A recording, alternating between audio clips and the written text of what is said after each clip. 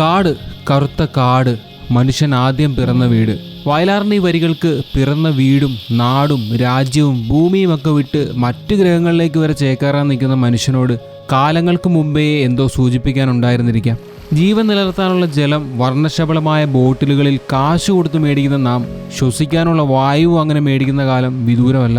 ലോകത്തെ ഏറ്റവും വലിയ ശോലവനത്തിൽ ഉൾപ്പെടുന്ന മന്നവൻ ചോലയുടെ മുന്നിൽ നിന്നുകൊണ്ടാണ് ഇത് പറയുന്നത്. പറയുമ്പോൾ വെറും ഒരു ശോലവനം, എന്നാൽ 10ഓളം വരുന്ന വലുതും ചെറുതുമായ കാന്തല്ലൂരിന്റെ ഗ്രാമങ്ങളുടെ ജീവൻ നിലനിർത്തുന്നത് ഇവിടുത്തെ ജലവും ഓക്സിജനും മണ്ണിന്റെ ഫലഭൂയിഷ്ടിയും ഒക്കെ തന്നെയാണ്. മനുഷ്യനാകെ മാറി. താൽക്കാലിക നേട്ടങ്ങൾക്കായി പിറന്ന വീടിന്റെ അടിത്തറ ഇളക്കി ഖനനം നടത്തുന്ന അവസ്ഥയിലേക്കായി. ഒരിക്കൽ ഫ്രൂട്ട് ബൗൾ ഓഫ് കേരള എന്ന് മനസ്സറിഞ്ഞ് വിളിക്കാൻ പറ്റുമായിരുന്ന മന്നവൻ ചോല അടങ്ങുന്ന കാന്തല്ലൂർ ഇപ്പോൾ ഭൂമിയെ കൊല്ലുന്ന ഗ്രാൻഡിസ് മരങ്ങളുടെ നാടായി മാറിയിരിക്കുന്നു. കാന്തല്ലൂർ എപ്പോൾ വന്നാലും കേൾക്കുന്ന മന്നവൻ ചോല എന്ന നിധികുംഭം ഒന്ന് അടുത്ത് കാണണമെന്ന് തോന്നി. ഫോറസ്റ്റ് ഡിപ്പാർട്ട്മെന്റ് അതിനുള്ള അവസരം ഇവിടെ ചെയ്യുന്നുണ്ട്. വൈവിധ്യങ്ങളുടെ കലവറയായ കാന്തല്ലൂരിന്റെ മന്നവൻ ചോലയിലേക്കാണ് ഇന്നത്തെ യാത്ര. It's me Shabin Shamsuddeen. എൻ്റെ എല്ലാ കുടുംബക്കാർക്കും എൻ്റെ കൂടെ മന്നവൻ ചോലയുടെ ഉൾക്കാഴ്ചകളിലേക്ക് സ്വാഗതം. തെൻപാണ്ടി ചീമയില് തേരോടും വീതിയില് മാൻ പോലെ വന്നവനെ യാരടിച്ചാരോ യാരടിച്ചാരോ യാരടിച്ചാരോ. മന്നവൻ ചോലയുടെ കാഴ്ചകളിലേക്ക് നമ്മൾ കയറുവാണ്. പെരുമല, അതായത് നമ്മുടെ കാന്തല്ലൂരിൽ നിന്ന് 2.5 കിലോമീറ്റർ കയറി വരുമ്പോഴുള്ള പെരുമല എന്ന സ്ഥലത്താണ് നമ്മൾ സ്റ്റേ ചെയ്തത് കേട്ടോ. പെരുമലയിൽ നിന്ന് വീണ്ടും ഏകദേശം ഒരു കിലോമീറ്റർ ഉള്ളിലേക്ക് കയറുമ്പോഴാണ് ഇവിടുത്തെ ഫോറസ്റ്റ് സ്റ്റേഷനും ഫോറസ്റ്റ് ചെക്ക് പോസ്റ്റൊക്കെ. ഇവിടുന്ന് അങ്ങോട്ട് നമ്മൾ കാട്ടിലോട്ട് കയറുവാണ്. അപ്പോൾ ഇവിടുത്തെ സംഭവം എന്താണെന്ന് വെച്ചാൽ ഒരാൾക്ക് 300 രൂപ വെച്ചിട്ട് എൻട്രി ഫീ ഉണ്ട്. അതായത് 2 മണിക്കൂർ 2.5 മണിക്കൂർ നീണ്ടു നിൽക്കുന്ന ട്രെക്കിങ്ങിന് ഒരാൾ കൊടുക്കേണ്ടത് 300 രൂപയാണ്.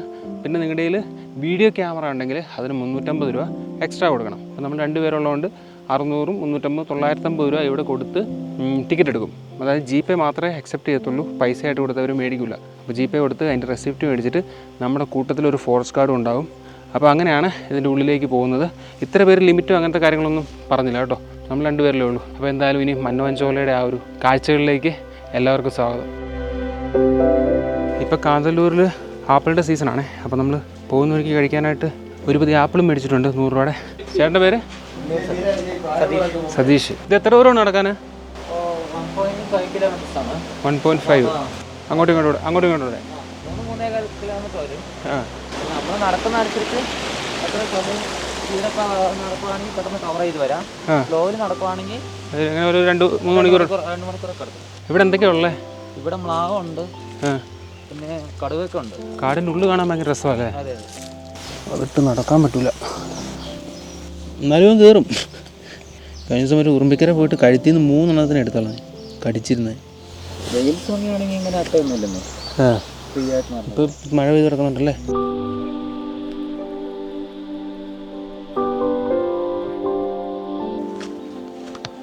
ഈ ശോലവനം എന്ന് പറയുന്നതിന് എന്തെങ്കിലും ഇതുണ്ടോ, ഡെഫിനിഷൻ ഉണ്ടോ? ശോലവനം മീൻസ് ഈ മരങ്ങളുടെ പ്രത്യേകം ഫുൾ ടൈം പച്ചപ്പായിട്ടാണല്ലോ നിൽക്കണേ. ഇല പൊഴിയത്തില്ലേ? ഇല വഴിയും തിക്കാണ്, അതായത് അടുപ്പിച്ചടുപ്പിച്ച് മരങ്ങൾ നിൽക്കും. ഒരു പ്രകാശമൊന്നും വലുതായിട്ടൊന്നും അകത്തോട്ട് കിട്ടത്തില്ല. ആനമുടി ശോല അല്ലേ? ഈ മന്നവൻ ശോല എന്ന് പറഞ്ഞാൽ വിളിപ്പേരാണോ? അത് മൊത്തത്തില്, അതായത് പുള്ളേരടി ശോല, ഇടിവര ശോല, മന്നവൻ ശോല, ഈ 3 ചേർന്നാണ് ആനമുടി ശോല. ഇത് 3 ഇതിന്റെ ചുറ്റുവട്ടത്താ. നമുക്ക് ഈ ട്രെക്കിംഗ് ഉള്ളത് മന്നവൻ ശോല മാത്രമേ ഉള്ളൂ. നമ്മുടെ ഈ പഴത്തോട്ട ഏരിയ നമ്മുടെ ആനമുടി ശോലയുടെ ഭാഗത്താണ്. ഒരു ഏരിയ തന്നെയാണ് പട്ടോട. അതെ, നമ്മുടെ ഈ ശോല പട്ടോട വരെ നീണ്ടു കിടക്കുന്നത്. സായിപ്പുമാർ വരുന്നതിന് മുമ്പൊക്കെ ഇവിടെ ഫുള്ള് ശോലവനങ്ങളിലായിരുന്നു. അവർ വെട്ടി തേയില വെച്ചല്ലേ. ഇതെന്താ ആനടാ?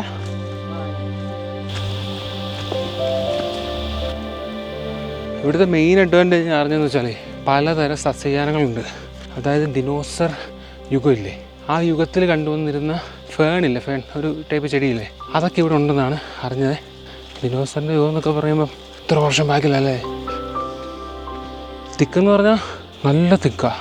അതായത് ഒരു മരത്തിൻ്റെ ഇപ്പുറത്തൂടെ വേറൊരു മരം എങ്ങനെ വളരുന്നു വരെ ചിന്തിച്ചു പോകും. അമ്മാതിരി അടുത്തൊരു തല നിൽക്കുന്നത്. ഭയങ്കര ഒരു എന്താ പറയുക, പൊക്കം കുറവാണ് കേട്ടോ മരത്തിനൊക്കെ. നമ്മുടെ ഒരു പേരമരത്തിൻ്റെ ഒക്കെ മരവും പൊക്കവും അങ്ങനത്തെ ഒക്കെ പൊക്കമുള്ളൂ, പൊക്കം കുറവാണ്. അത് ഞാൻ കേട്ടായിരുന്നു. ചോലവനത്തിലെ മരങ്ങൾക്കൊക്കെ പൊക്കം കുറവാന്ന് ഞാൻ കേട്ടായിരുന്നു. ഞാൻ പറഞ്ഞതിൽ എന്തെങ്കിലുമൊക്കെ തെറ്റൊക്കെ ഉണ്ടെന്ന് നിങ്ങൾക്ക് തിരുത്താട്ടോ. ഞാൻ ആദ്യമായിട്ടാണ് ഇത് കാണുന്നത്, ഇതിനെപ്പറ്റി അറിയുന്നതും. ഈ മരത്തിന് ഈ മ്ലാവുന്ന സാധനമുണ്ട്, ഇംഗ്ലീഷിൽ പറഞ്ഞ സാമ്പാർ ഡിയർ. ആ സാധനം ഇങ്ങനെ ഒന്ന് തിന്നുകയും കടിക്കുകയും ചെയ്യും. പിന്നെ ശരീരം ഇങ്ങനെ ഒരസിയും ചൊറിച്ചിലും എല്ലാം ഉണ്ടെങ്കിൽ അതിന് ഫീൽ ചെയ്യുവാണെങ്കിൽ ഒന്ന് ഒരസിയും തിന്നുകയും ചെയ്യുന്ന സംഭവമാണ് ഇത്. ഇത്ര ഹൈറ്റ് ഉണ്ടല്ലേ? ഉണ്ട്. അതായത് ഇതിനേക്കാളും ഹൈറ്റ് ഉണ്ട്. ഇത്രയും ഇതിനേക്കാളും ഹൈറ്റ് വരും. നമ്മളെക്കാളും ഹൈറ്റ് വരും. ഉണ്ട്. പിന്നെ പൊതുവെ ഈ ചോലമരത്തിലെ മരങ്ങൾക്ക് ഹൈറ്റ് കുറവാ അല്ലേ? ഹൈറ്റ് കുറവെന്ന് പറയാൻ പറ്റത്തില്ല. ഉണ്ട്, അത്യാവശ്യം നല്ല രീതിയിൽ ഹൈറ്റുകളുണ്ട്. കാരണം അടുപ്പിച്ചാണ് ഈ ഷോല മരങ്ങൾ നിൽക്കുന്നത്. അതായത് ഷോല എന്ന് പറയുമ്പോഴത്തേന് തിക്കായിട്ട് നിൽക്കുന്നതുകൊണ്ടാണ് ഷോല സ്പീഷ്യസ് ഭയങ്കര വെറൈറ്റി മരങ്ങളുണ്ട്. എന്നുവെച്ചാൽ നമുക്ക് അടുപ്പിച്ച് കാടായതുകൊണ്ടും മാത്രമല്ല ഈ വെള്ളം കൂടുതൽ കിട്ടാനും ഈ ഷോല വനത്തിലൂടെയാണ് താഴോട്ട് വെള്ളങ്ങളൊക്കെ കിട്ടുന്ന സംഭവം. ഈ ഷോല ഉള്ളതുകൊണ്ടാണ് വെള്ളം നമുക്ക് കൂടുതലും കിട്ടാറത്. അപ്പോൾ നമ്മൾ അകത്തോട്ട് ചെല്ലുമ്പോഴത്തേക്കും നമുക്ക് ചെറിയ ചെറിയ നീർച്ചാലുകളും വലിയ ഫാൾസ് പോലെയൊക്കെ ഫീൽ ചെയ്യും. അപ്പോൾ അത് കാണുമ്പോൾ തന്നെ നിങ്ങൾക്ക് മനസ്സിലാവും. എന്ത് സൗണ്ടല്ലേ? അട്ടാന്ന് പറഞ്ഞാൽ ഒരൊന്നൊന്നര അട്ട ഇഷ്ടം പോലെ ഉണ്ട്. ഏതായാലും ഉപ്പ് വാരി എറിയേണ്ടി വരും. അകത്ത് കയറിയോ? നടക്കുന്നുണ്ടല്ലേ? കുഴപ്പമില്ല, ഞാൻ ശീലമായതുകൊണ്ട് കുഴപ്പമില്ല.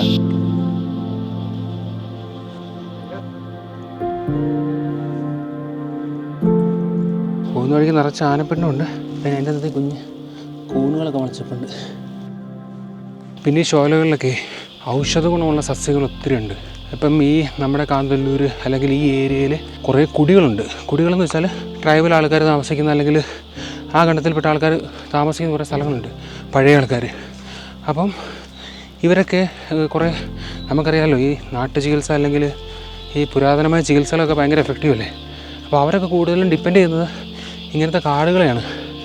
ഇവിടെ ഒത്തിരി റെയറായിട്ടുള്ള എന്താ പറയുക ഔഷധ ഗുണമുള്ള ഒത്തിരി സസ്യങ്ങളുണ്ടെന്നാണ് താഴെ നിന്നൊക്കെ നമ്മൾ കുറച്ച് പ്രായമായവരോടൊക്കെ സംസാരിച്ച് പറയാൻ കഴിഞ്ഞാൽ അവരൊക്കെ കയറി അവർക്ക് പെർമിഷനൊക്കെ ഉണ്ടാവും ഈ എന്താ പറയുക ട്രൈബൽസിന്. അപ്പോൾ അവർ കാട്ടിലൊക്കെ കയറി ഇത് ശേഖരിക്കുകയും അത് വെച്ചിട്ടൊക്കെയാണ് ഇവർ ആശുപത്രിയിലൊന്നും പോയല്ലോ, അത് വെച്ചിട്ടൊക്കെയാണ് ഇവരുടെ രോഗങ്ങളെയൊക്കെ ചികിത്സിക്കുന്നത്. പക്ഷേ ഇപ്പോൾ ഈ മറ്റേ ഗ്രാൻഡിസ് മരങ്ങളൊക്കെ ഒത്തിരി വന്നതുകൊണ്ട് നമുക്ക് വെള്ളമൊന്നും ലഭ്യമല്ല. ഈ ഷോല ഈ ഫോറസ്റ്റ് ഒക്കെ ഉള്ളതുകൊണ്ടാണ് നമുക്ക് താഴോട്ട് വെള്ളങ്ങൾ എങ്ങനെ കിട്ടുന്നത്. അതൊക്കെ ശരിക്കും ഇതിന് ദോഷമല്ലേ ഈ ഗ്രാൻഡിസ് ഒക്കെ? അതെ ദോഷമാണ്. അപ്പോൾ ഗവൺമെന്റിന്റെ ഓർഡർ തന്നെ ഉണ്ടല്ലോ നമുക്ക് സ്വാഭാവികമായിട്ട്. ഒരു ലക്ഷം വെട്ട് അപ്പത്തിന് മൊത്തം ചൂടോട് കുറച്ച് കളയുക എന്നാണല്ലോ നമ്മൾ പാസ്സൊക്കെ കൊടുക്കണം വെട്ടാൻ വേണ്ടി. അത് പല ഏരിയയിലും ചെയ്യുന്നുണ്ട്, ചെയ്യുന്നില്ല. പലരും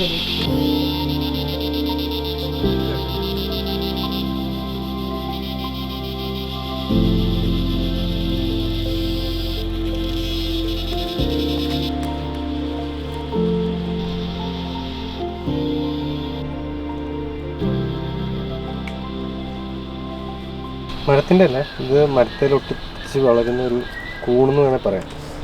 കൂണാണോ? ഇത് കൂണല്ലേ, കൂണിൻ്റെ വിഭാഗത്തിൽ പെടുന്ന.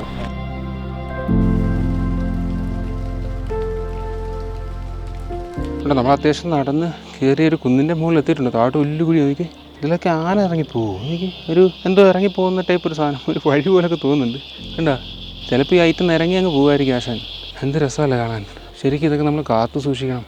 കുറച്ച് സങ്കടപ്പെടുത്തുന്ന അല്ലെങ്കിൽ എന്താ നമ്മൾ കുറച്ച് ചിന്തിക്കേണ്ട കുറച്ച് കാര്യങ്ങളുണ്ട് ഇതിൻ്റെ അകത്ത്. ഞാനത് അടുത്തൊരു വീഡിയോ ആയിട്ട് പറയാം. കാന്തല്ലൂർ നിങ്ങളാരും കാണാത്ത രീതിയിലുള്ള കുറച്ച് പ്രശ്നങ്ങളൊക്കെ ഉണ്ട്. മഴ ചാറി തുടങ്ങിയിട്ടുണ്ട്.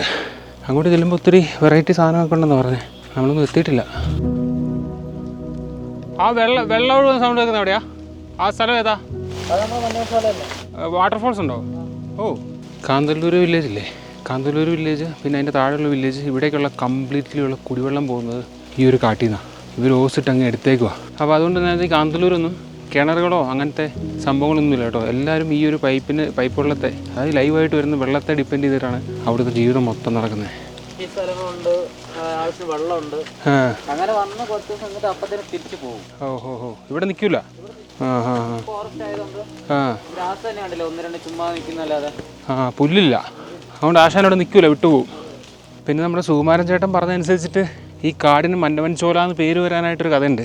വനവാസ കാലത്ത് ശ്രീരാമദേവനൊക്കെ ഇവിടെ വന്നിട്ടുണ്ടായിരുന്നു. അപ്പോൾ അദ്ദേഹം രാജാവല്ലേ, മന്നവൻ. അങ്ങനെയാണ് അദ്ദേഹം ഇവിടെ താമസിച്ചിട്ടുണ്ടെന്നും അങ്ങനെയാണ് മന്നവൻ ചോല എന്നുള്ള ഈ കാടിന് ആ പേര് വന്നതെന്നും. പിന്നെ കാന്തല്ലൂർ എന്താ സീതാദേവിക്ക് ഈ സ്ഥലം ഒത്തിരി ഇഷ്ടപ്പെട്ടു.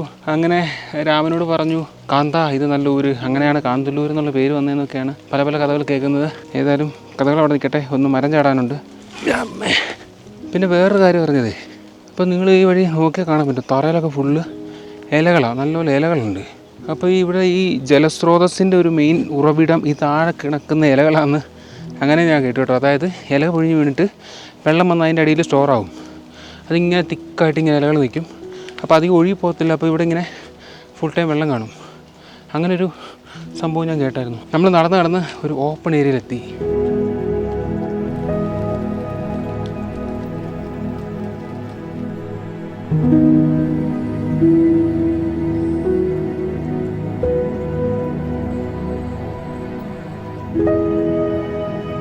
ഈ വഴിയല്ല നമ്മൾ തിരിച്ചു പോകുന്നത്. ഓ, അവിടുന്ന് കോട ഇറങ്ങി വരുന്നുണ്ടോ? നമ്മൾ ആ ഓപ്പൺ ഏരിയ എത്തിയില്ലേ, അവിടുന്ന് ആ മലനിരകളുടെ കാഴ്ചകളൊക്കെ കാണാം. പിന്നെ അങ്ങ് ദൂരെ വെള്ളച്ചാട്ടത്തിൻ്റെ സൗണ്ട്, പിന്നെ നല്ല വെള്ളമൊക്കെ ആയിട്ട് തിളങ്ങി നിൽക്കുന്ന പുല്ലുകൾ, അതൊക്കെയാണ് ഇവിടുത്തെ കാഴ്ചകൾ കേട്ടോ. കുറേ കിളികളൊക്കെ പറക്കുന്നുണ്ട്. പക്ഷെ അതൊന്നും എനിക്ക് ക്യാമറയിൽ പിടിക്കാനൊരു സാവകാശം കിട്ടുന്നില്ല. ഞാനിത് എടുത്തിട്ട് വരുമ്പോഴത്തേക്കിനും അവരടുത്ത കാട്ടിലെത്തും. ആനകളുടെ കഥ പറഞ്ഞാൽ എങ്ങനെയാണെന്ന് വെച്ചാൽ, തമിഴ്നാട്ടിലൊക്കെ ഡ്രൈ ആവില്ലേ, അപ്പം ആശാന്മാരിവിടെ കയറി വരും വെക്കേഷനായിട്ട്. ഇവിടെ എന്ന് പറഞ്ഞാൽ ഫുൾ ടൈം വെള്ളം ഉണ്ടാവുമല്ലോ. പക്ഷെ ഇവിടെ പുല്ലില്ലാത്തതുകൊണ്ട് ഇവിടെ നിൽക്കില്ല, തിരിച്ചു പോകുന്നു നമ്മുടെ ഗൈഡ് പറഞ്ഞു. ചില്ലറ സൂക്കേടല്ലേ മാർക്ക്. അതെ, നമ്മുടെ ചോര ആർക്കൊക്കെ കൊടുത്താലോ അല്ലേ. കൊതുകിനും കൊടുക്കണം, തോട്ടപ്പുഴുവിനും കൊടുക്കണം. എന്ത് കഷ്ടമാണ്. ഇപ്പം നമ്മുടെ ഗൈഡിൻ്റെ കാര്യം പറഞ്ഞു. നമ്മൾ ഈ പോകുന്ന വഴിക്ക് ഇനി മറ്റേ 2 സൈഡിലുമേ ചെടികളിങ്ങനെ പൊങ്ങിരിപ്പുണ്ട്. അപ്പോൾ അതിൻ്റെ അകത്ത് മറ്റേ വൈപ്പർ കാണുമെന്ന് പറഞ്ഞത്, പച്ചിലപ്പാമ്പില്ലേ, പിറ്റ് വൈപ്പറോ എന്നാ പറയുന്നത്, ആ സാധനം വിഷമുള്ളതാണ്, കടിച്ചാൽ ചത്തു എന്നൊക്കെ പറയുന്നു. എല്ലാത്തിനും ഈ സാധനത്തിനെ പേടി എനിക്ക്.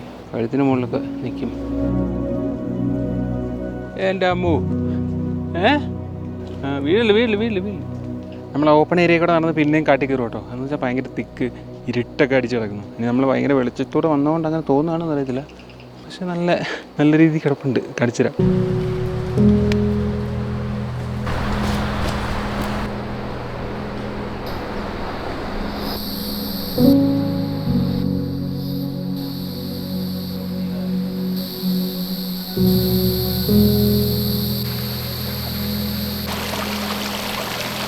ഉണ്ടോ ഇലകൾ ഭയങ്കര തിക്കായിട്ട് കിടക്കുന്നത് അല്ലേ?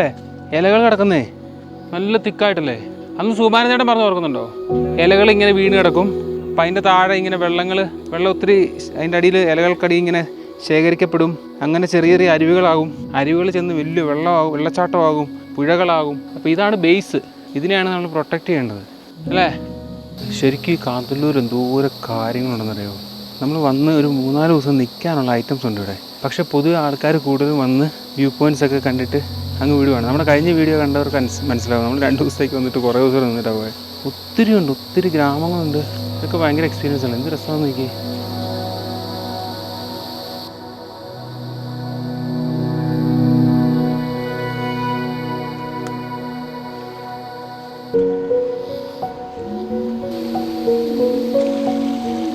മഴക്കാലത്ത് കാട്ടിക്കൂടി ഇങ്ങനെ പോകുമ്പോഴത്തേക്കും നമ്മൾ നേരിടേണ്ട ഏറ്റവും വലിയൊരു സാധനം അട്ടയാട്ടോ. ഇഷ്ടം പോലെ. നമ്മൾ സാധാരണ ബ്ലഡ് കുടിച്ച് കഴിയുമ്പോഴാണ് ഇത് വലുതാകുന്നത്. പക്ഷേ ഇവിടുത്തെ അട്ട കുടിക്കുന്നതിന് മുമ്പേ മുട്ടനാ, ചിമിട്ടൻ.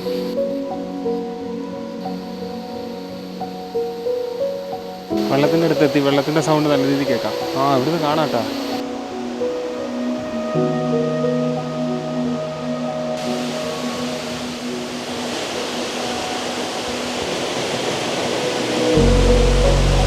ഇതല്ലേ ഫാന്?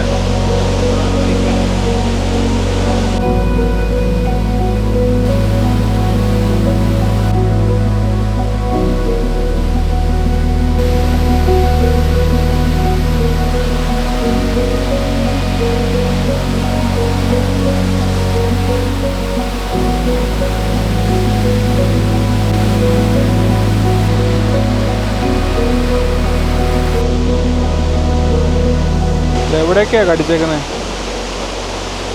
ഇത് മുടുപ്പാലേ? എത്ര എണ്ണമാണോ ഇത്? ഇത് വരാം. ചെറുതും വലുതും എല്ലാം ഉണ്ട്. സോക്സ് ഇട്ടാണ് അല്ലേ? അല്ല, ഞാൻ ബ്ലഡ് മാത്രം മരിച്ചാണ്. ഇത് നോക്ക്. നമ്മുടെ എക്കോസിസ്റ്റം അങ്ങനെയാണ്. നിറച്ചട്ടയായിട്ടാണ് ഇത് തിരിച്ചു പോകുന്നത്. കാലിൽ അവിടെ നിന്ന് ലീച്ച് സോക്സ് ഇടാൻ തോന്നിയത് ഭയങ്കര വലിയൊരു പരിപാടിയായിട്ട് തോന്നുന്നത്. നല്ല ആറനം പൂർണ്ണം കാടിച്ച് കീറിയാണ് ഇവന്മാർ. എന്തോ സ്ഥലമല്ലേ? വെള്ളച്ചാട്ടത്തിൻ്റെ കാഴ്ചകൾ കഴിഞ്ഞ് വീണ്ടും നമ്മൾ നടപ്പ് തുടങ്ങി കേട്ടോ. മൃഗങ്ങളെ ഒന്നും സ്പോട്ട് ചെയ്യാൻ പറ്റിയില്ലെങ്കിൽ കൂടി ഇത് ശരിക്കും നല്ലൊരു എക്സ്പീരിയൻസാണ്. ഇപ്പോൾ ഒരു മഴക്കാലമൊക്കെ ആയതുകൊണ്ട് ഭയങ്കര മൂടലായിട്ട് നിൽക്കുന്നതുകൊണ്ടാണ് ഇത്രയും ഡാർക്ക്. അല്ലെങ്കിൽ നിങ്ങൾക്ക് ഈ വെയിലൊക്കെ ഇതിൻ്റെ ഇടയ്ക്കൂടെ അടിച്ചിട്ടേ ആ സൂര്യകിരണങ്ങളൊക്കെ ഇങ്ങനെ വരുന്നത് ഈ കാടിൻ്റെ ഇടയ്ക്കൂടെ ഭയങ്കര ലുക്കായിരിക്കും അത് അല്ലേ? എന്തെങ്കിലും ഉണ്ടോ അതിൻ്റെ മുകളിൽ? എന്നതാ മലയണ്ണനാ? ഇനിയിപ്പോൾ നമ്മൾ തിരിച്ചു നടക്കുമല്ലോ അങ്ങോട്ട്, തിരിച്ചങ്ങ് അവിടെ ഏതാ സെക്ഷൻ ഓഫീസിലോട്ട് നമ്മൾ വന്നിടത്തോട്ട് ഹോസ് ഇട്ടിട്ടുണ്ട് അങ്ങ് മുകളിൽ നിന്ന്. ഇപ്പോൾ ഇവിടെ ഈ ജലനിധി എന്ന് പറയുന്ന പരിപാടി ഉണ്ട് കേട്ടോ, നിങ്ങൾക്കറിയാമായിരിക്കുമല്ലോ.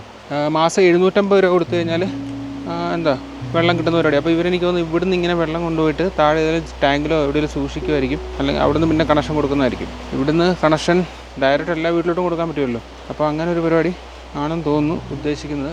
ഇത് വരിക മരപ്പട്ടിയുടെ അങ്ങനെ കാഷ്ടമാണ് ഇത്. കഴിഞ്ഞോ? ഷോ ഇച്ചിരി പോയിരുന്നു. അവിടെ നമുക്ക് എന്തെങ്കിലും മറന്നു വെച്ചെന്ന് പറഞ്ഞ് പോയിട്ട് വന്നാലോ? തീർന്നു. ഷോ ഓ അതാണോ മറ്റേ ഫേൺ? നമുക്ക് എങ്ങോട്ടാ പോണ്ടേ? അങ്ങോട്ടാ? എന്താ എന്ത് ഫേണ്? റീഫേൺ. ഓക്കെ. എന്ത് വലുപ്പമല്ലേ? വർഷത്തിൽ ഒരടിയെ വളരത്തുള്ളൂ. വർഷത്തിൽ ഒരടിയെ വളരത്തുള്ളൂ. ദിനോസറിന്റെ കാലഘട്ടത്തിൽ ഉണ്ടായപ്പോൾ ദിനോസറിന്റെ കാലഘട്ടത്തിൽ നിലവിലിപ്പോൾ ആമസോൺ കാടുകളിലല്ലേ നമ്മൾ കണ്ടുവരുന്നത്. പിന്നെ നമ്മളിപ്പോൾ കാണുന്ന ഷോലയിൽ മാത്രമേ ഇതുള്ളൂ. ഓഹോ ദിനോസർ തിന്നോണ്ടിരുന്ന സാധനമാണ്. ഇവിടം വരെ ഉള്ളല്ലേ? അങ്ങോട്ടില്ല. അങ്ങോട്ടൊക്കെ പോയ മൃഗങ്ങളെ കാണുമല്ലേ? കുറവല്ലേ? ഉണ്ട്, എല്ലാം ഉണ്ട്, ഇഷ്ടം പോലെ ഉണ്ട്. നമുക്ക് സൈറ്റ് സീനിങ് കുറവാണ്. ശരിക്കും പറഞ്ഞാൽ ഭയങ്കര പ്ലീസിങ് ആയിട്ടുള്ള സമാധാനമുള്ളൊരു ട്രെക്കിംഗ് എന്ന് വേണമെങ്കിൽ പറയാം. വലിയ മൃഗങ്ങളെ കാണാനോ അങ്ങനത്തെ ഒരു മെൻറ്റാലിറ്റി ആയിട്ടൊന്നും ആരും വരില്ല. ശരിക്കും നമ്മൾ പ്രകൃതിയോടൊക്കെ അടുത്ത്, അതായത് നമുക്ക് ജീവൻ നിലനിർത്തേണ്ട ഏറ്റവും അത്യാവശ്യമായിട്ടുള്ളൊരു സാധനമാണ് വെള്ളം. അത് ഇതുപോലെ നമ്മളെ സപ്പോർട്ട് ചെയ്യുന്നൊരു ഭൂമി, ഇതുപോലെ വെള്ളം വരുന്നൊരു ഒരു ചോലവനം, അതിൻ്റെ ഇടയ്ക്ക് കൂടെ ഒരു യാത്ര, അത്രേ ഉള്ളൂ. അപ്പോൾ വരുവാണെങ്കിൽ റെസ്പോൺസിബിളായിട്ടൊക്കെ പെരുമാറാൻ ശ്രമിക്കുക. അവരുടെയൊക്കെ പ്ലാസ്റ്റിക് കുപ്പികളും കാര്യങ്ങളൊക്കെ കണ്ടു സൂക്ഷിക്കുക. കാര്യം മനുഷ്യൻ എന്ന് പറഞ്ഞാൽ എന്താ പറയുക, കാടും മരങ്ങളുമൊക്കെ വെട്ടി അവിടെ മണിമാണികളും അമ്പരചുംബികളുമൊക്കെ പണിയുന്ന തിരക്കിലാണ്. സസ്റ്റൈനബിലിറ്റി അല്ലെങ്കിൽ നമ്മൾ ഇനിയുള്ള കാലത്തേക്ക് ജീവിച്ചു പോകണമെങ്കിൽ എന്താ പറയുക, വെള്ളവും ഓക്സിജനും ഒക്കെ വേണം. ഡൽഹിയിലൊക്കെ അറിയാമല്ലോ നിങ്ങൾക്ക്, ഓക്സിജനൊക്കെ ബൂത്തായി, കാശ് കൊടുത്ത് മേടിക്കേണ്ട അവസ്ഥയായി. നമ്മളൊക്കെ ഇവിടെ ജീവിക്കുന്നതുകൊണ്ട് ഭാഗ്യവാന്മാരെന്ന് കരുതാം. അപ്പോൾ കാന്തല്ലൂരും ഇതുപോലത്തെയുള്ള കാടുകളും വനങ്ങളും ഒക്കെ അതുപോലെ തന്നെ നിലനിർത്തിക്കൊണ്ട് പോകാൻ എല്ലാവർക്കും പറ്റട്ടെ. അപ്പോൾ അടുത്തൊരു വീഡിയോ ആയിട്ട് വീണ്ടും കാണാം കേട്ടോ. ബൈ.